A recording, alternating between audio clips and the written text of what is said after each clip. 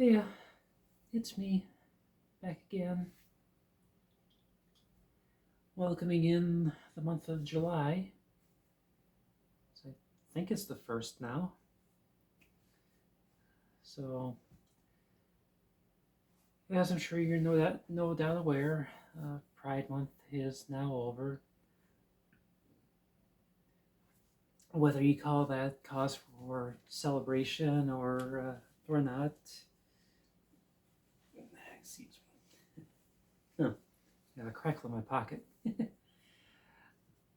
um, that's up to you. If you if you celebrated Pride and got out to events, well, good on you.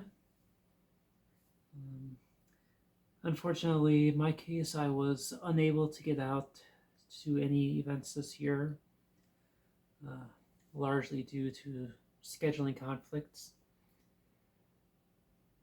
or car issues. So take your pick.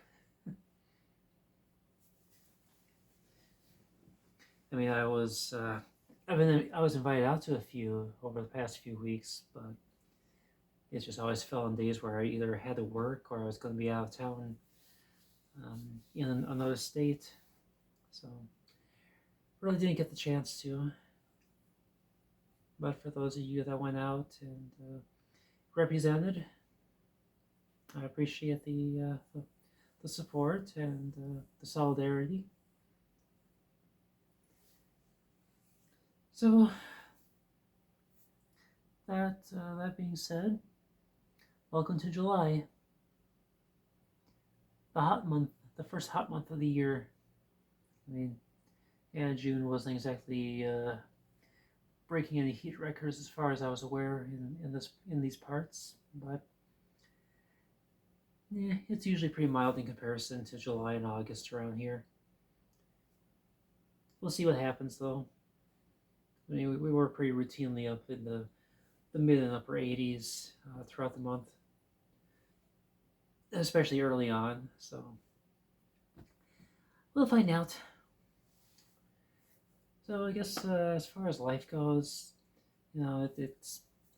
it's back to the old, the grind, same old grind, day in day out again. Had my first day back at work last night, so I'm kind of feeling the effects of that of that shift, and I took my progesterone about an hour ago, so that's starting to kick in. So hopefully it'll permit me to get my my planned content done for today before I pass out. But we'll just play it by ear, see what happens. Um, yeah, I've been thinking. Yeah, no, shocker, right? And I don't know. Maybe I shouldn't be bringing this up. Maybe I shouldn't. I don't know. Um, so when I go to work, um, the job it's mostly all right. There's some things here and there that I really don't care for, and there's some stupid bullshit like the radio. It's factory, so I can kind of understand why they don't allow us to wear earbuds and you have our own music when we're out uh, doing production and everything. But oh dear God, the taste in music is fucking atrocious, and they are so frequently going to this old, ancient Stone Age country music station, and I use the term music very loosely there. All I can say is, dear God, make it stop. Make it stop, make it stop, make it stop. Please, just make it fucking stop.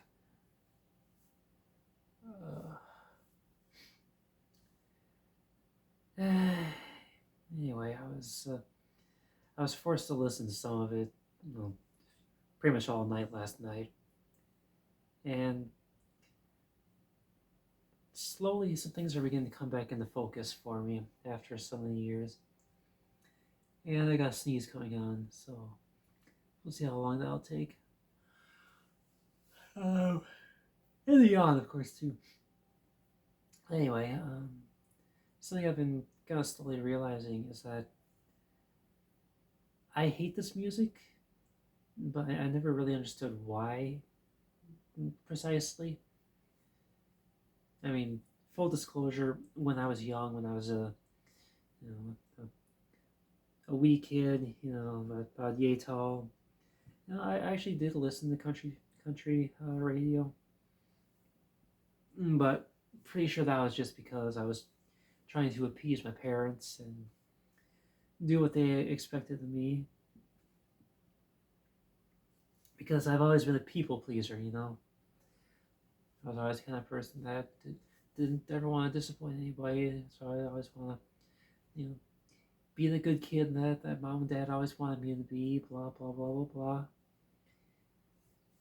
So I think that's a big part of why I was a country radio listener, and later on my CD collection was a dozen or so country CDs. Never got too huge, but it was enough. Oh god.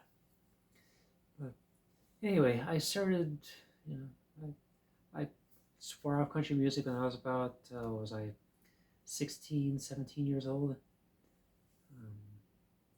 I literally just woke up one day, turned the radio on. This was in my summer break. I want to say between junior and senior year of high school. I turned on the radio, and it just hit me like a ton of bricks that, oh dear God, this music sucks. So I went running to my brother. Um, well, not running literally, but I asked him after he got up that day, because this was like 5 a.m. I woke up and I realized this. Yeah, I was an early riser back when I was a kid. Too many video games, too little time, that whole mentality.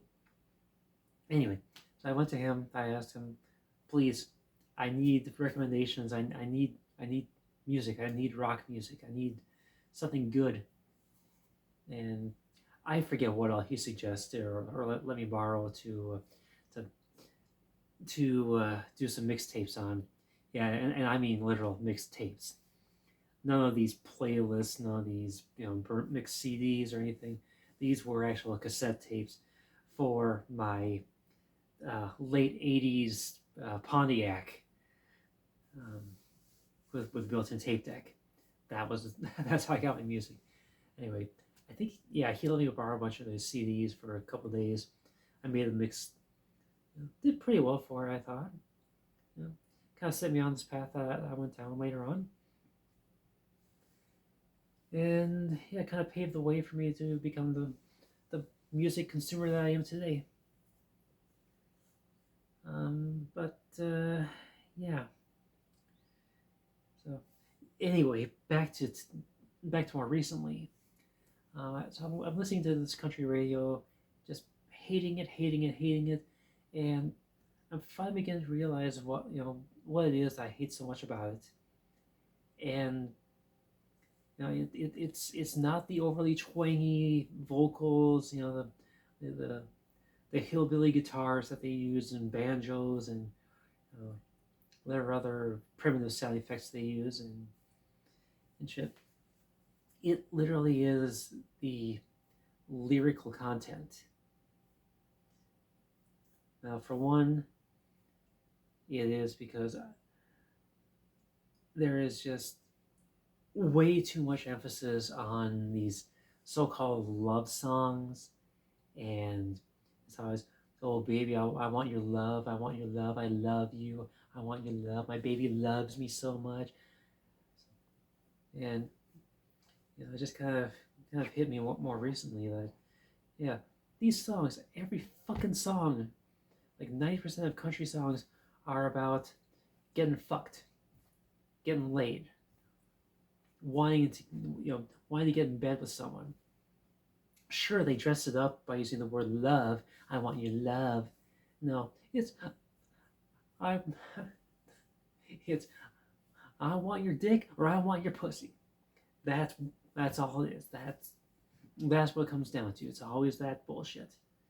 And if it's not that, it's I want to get drunk. I want to be drunk. I want to be drunk. And if it's not that, it's oh God, I love life on the farm. And that's country music in a nutshell. It's one of those three things. Always. Okay, 95% of the time. So there's that.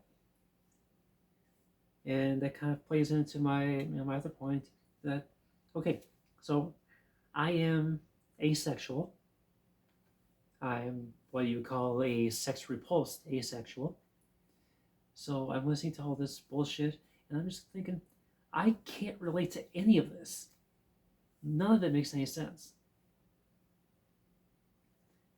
I mean, there is a part of me that used to romanticize the concept of being in love, which is the face value um, interpretation that I once had for a fair number of those songs. But anymore, when I would look more deeply into it, it's like, yeah, it's all about sex. It's always about sex or drinking, and me, asexual, sex repulsed. That whole shit just disgusts the hell out of me. And if it's not that, well, then it's alcohol. And me, I don't drink. I mean, I could go into the story there that when I would drink when I was younger, I would always feel fine for the night while I'm drinking. Super lightweight, but I would wind up a day or two later, after the hangover subsides or whatever, which I rarely ever had hangovers, but that's beside the point. But always be within a couple of days, I would go through the worst depressive episodes ever, where I'd be borderline suicidal. So I pieced it together pretty quickly that me plus alcohol equals mega depression. So yeah, I stay away from it because I really don't want to deal with that shit. I mean, my depressive episodes, my bipolar conditions, those streaks have all almost cost me my life multiple times. It's only because of my own cowardice that I'm still here. So, so there's that. And then of course you got the part where it's where the remainder of the songs are all about love and life on the farm, and well, it's not anywhere near the kind of life that I want. I prefer cities. I prefer civilization. So again, we got three different types of songs, which make up the vast majority of country, and I can't relate to any of it. So I definitely soured on it because of that, as part of it.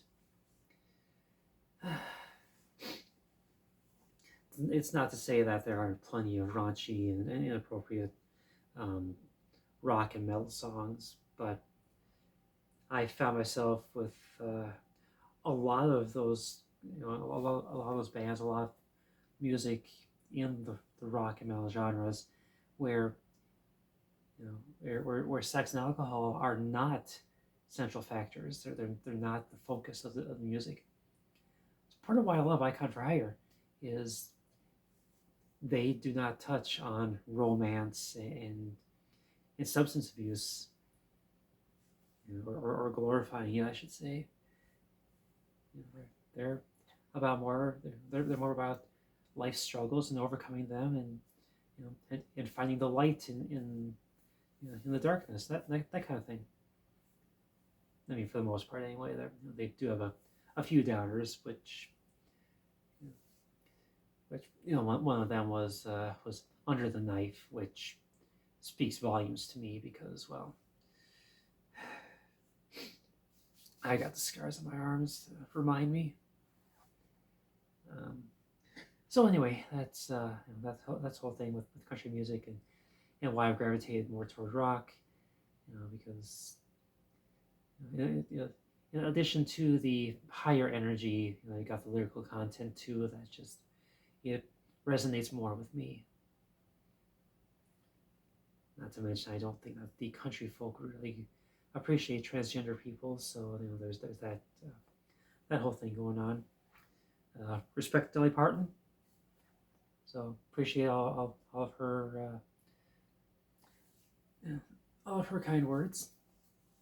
But, so anyway, I'm listening to all these shitty songs, and one of them comes on, and I just start. I'm unfortunately I'm having to listen to it, and something about daddy's hands, and how they're supposedly loving even though they were abusive at times, and just I was reminded of my dad's funeral because my sister decided that she wanted that song playing as one of his funeral songs. And I forgot if that was for the video picture montage that we did for the visitation, or if it was somewhere else. But yeah, I had to hear that song, and just to be totally blunt, my parents were not gentle growing up.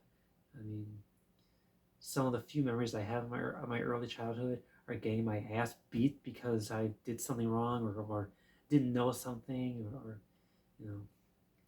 So I don't really have a lot of good memories about their about how they handled things when I didn't do things the way that they wanted, or if I misinterpreted something or misunderstood something.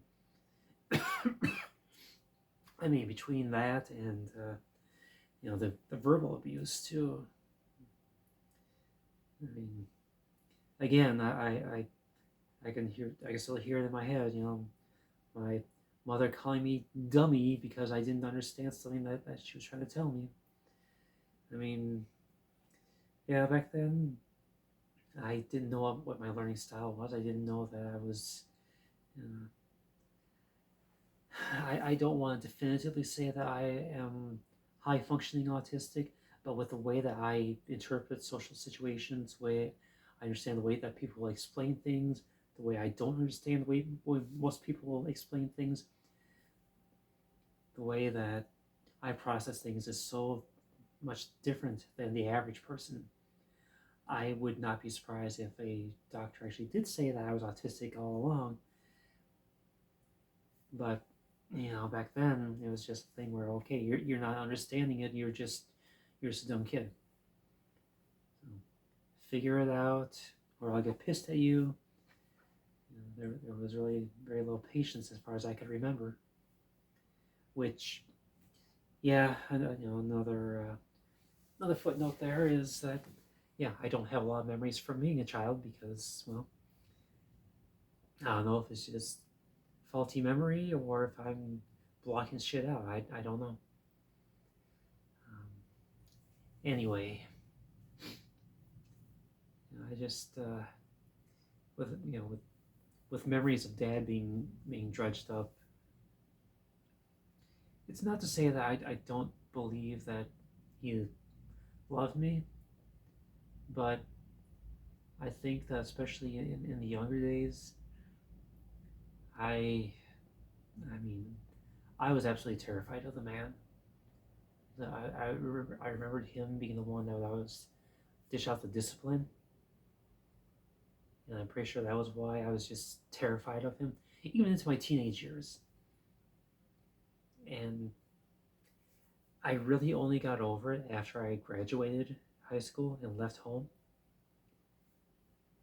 Now, in my mid to late teenage years, it wasn't so bad for me because the way things worked out was that uh, okay, so prior to that, we owned a motel. Okay, this was a little 9 room dump in the middle of nowhere. Parents bought it back in 1991.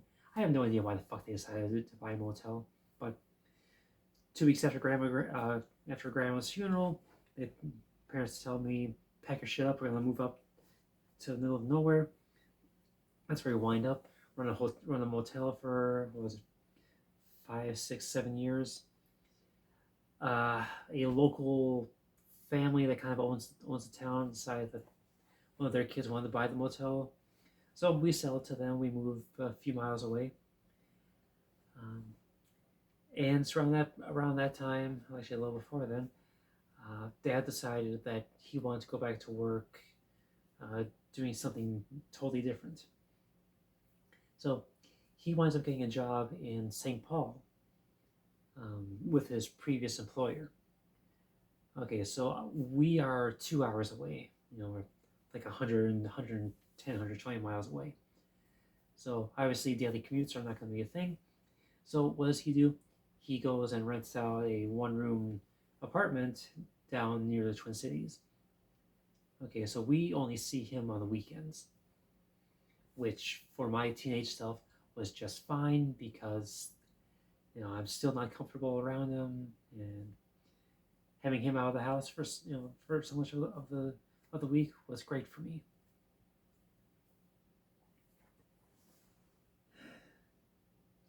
And that's just the way that things worked until I graduated and left home myself.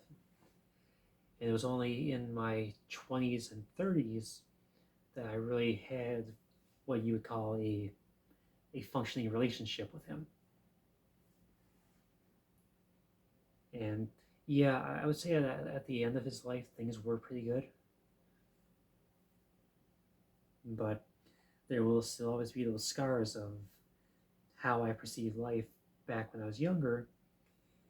And honestly, I get the feeling like, as much as I hate to admit it, I think I might have actually hated him, subconsciously, just because of the way that my early childhood went, and even into my teenage years.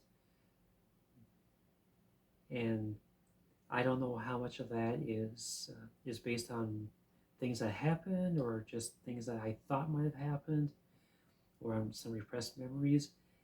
And okay, I'm just throwing this out here.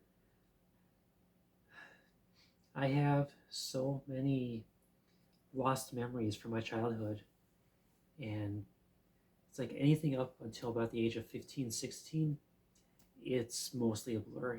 It's mostly a fog. Like I my memories are so fragmented, and so many gaps that I just, what happened to them?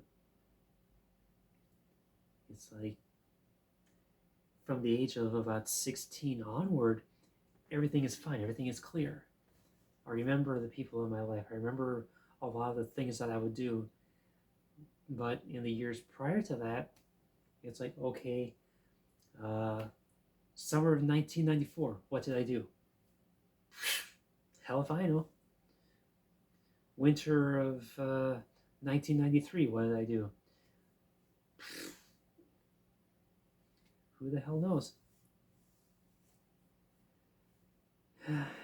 So I worry that I might have some kind of repressed trauma, but without any kind of evidence to go off of, or some some way to dig up and recall these memories. I don't know. I can speculate, but what if my speculation is wrong?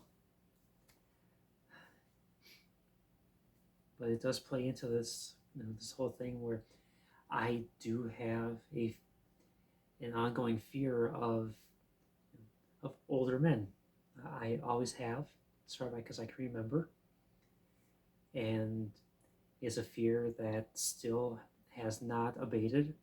And I'm here. I'm 42 years old, and I still have these issues where being around men who are larger than me, which is most of them, or older than me, it really puts me on edge. And I don't know how much that actually factored in when I was young. Um, I first noticed it consciously when I was about 18.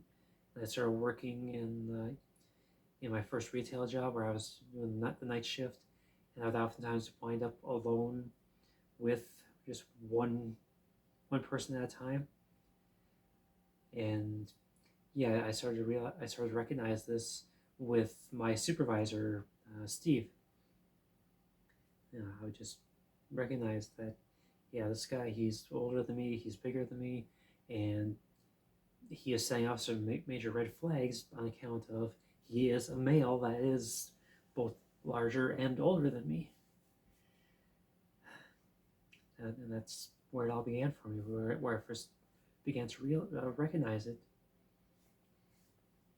So, was there an incident when I was young? Who knows?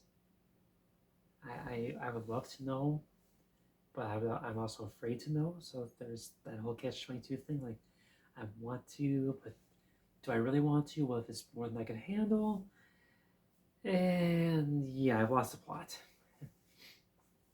But anyway, I just, you know, I hear these old country songs that remind me of my old man, and they bring about these feelings you know, of aggression, of anger, of, dare I say, hatred, even though I don't understand where they're coming from. All I know is I hear certain songs that I know he would listen to, and they piss me the fuck off. It makes no sense to me, but that's the way it is. So, I have been rambling on about my father for long enough now. I have another upload I want to do today, so I'm going to cut this off here. And I'm going to go turn this thing off now. Set for the next one.